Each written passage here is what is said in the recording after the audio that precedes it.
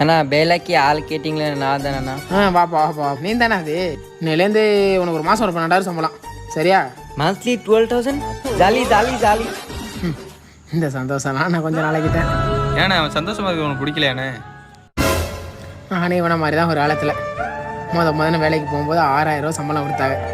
6,000? அவ்வளோ பெரிய சந்தோஷம் மூஞ்சில். அதுக்கப்புறம் அதே கடையில் ஒரு 5,000 சம்பளம் கொடுத்தாங்க. வேலை பார்த்தா இந்த கடையில் தான்டா வேலை பார்க்கணும் முடிவே பண்ணிட்டேன்.